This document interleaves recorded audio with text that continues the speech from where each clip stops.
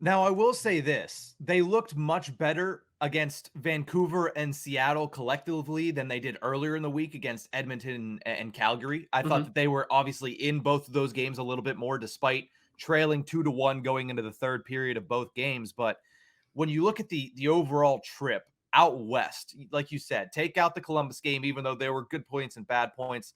When you look at the first 5 games, the Penguins were a house of fire.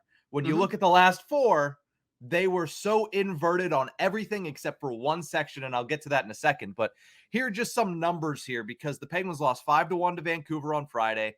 They lost 3-1 to Seattle on Saturday, and they lost all 4 games out west. So with that, we're going to do a little splits here and get your reaction on first 5 stats versus last 4 games.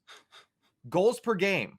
In the first 5 games, the Penguins had 5.2 goals per game. In the last 4, they've had 1.5. Mhm. Yep, Goals that's allowed. Sorry, I'll just do goals allowed and then we'll go. Goals allowed per game. In the first 5 games, they allowed 2.2 goals per game combined. In the last 4, it's 4.5 goals per game allowed. So just overall in the goals category, it flipped entirely. And yeah. it's not like it was close to begin with. It flipped drastically in both directions. And that is the worst case scenario for the Pittsburgh Penguins. Yeah, it's far less than ideal. It's there was something weird about it because it's not like yeah, there was a couple of injuries, but it's not like you could put the full blame on that.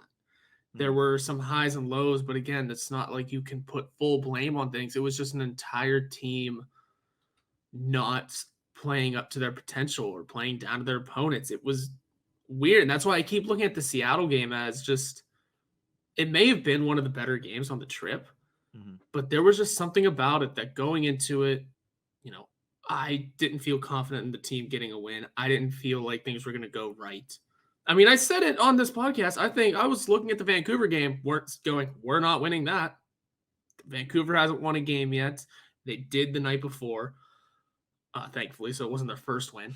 But I just didn't feel confident going into that game. It was just something about the way there was just a stink in the air, I guess. Mhm. And that went on into the Vancouver game. It carried over into the Seattle game. And with the Seattle game, I just keep looking at it as I forget how I put it. It just looked choppy. Like there was no motivation. It didn't seem Mhm. like you looked at. I looked at the score at the shot counter, and I went, "When? When have those shots happened? Nothing entertaining or um, play driving seemed to have happened for the Penguins. They were just kind of taking weak shots on net. And then if you look around at some of the analytics, it's exactly how it went. Mhm. It wasn't pretty, especially that PK is horrid right now. Yeah, and we'll get to the penalty kill in a Uh-huh. second, but there's something you highlighted in that I wanted to say, and the word that I have been thinking of all weekend was potency. Is Mhm. the Penguins' offense as potent as they were in those first 5 games? And the answer was no. Because if you look at the shots on goal, considering what we were watching and when you were watching the games, it felt like they weren't getting enough shots on. But like you said, the counter kept going up, and you're wondering when were these chances? When were these shots on goal? When did they test these goaltenders? Spencer Martin on Friday, who I still don't know who he is. It's his When did 11th they career test? game.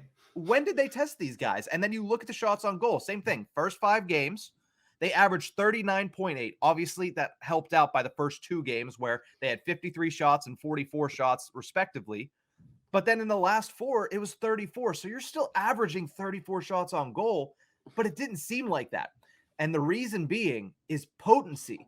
Were there potent opportunities? Was this offense really dangerous when they had the puck, really dangerous with their chances? And the answer was no. And they were missing some opportunities too. I mean, Sidney Crosby missing 2 really good opportunities to tie that game up against Seattle on Saturday night is something you don't normally see. So when you see something like that, it's just the epitome of what's going on with the Penguins is they're just not playing their game right now. And they didn't that entire trip out in Western Canada and then, of course, in Seattle.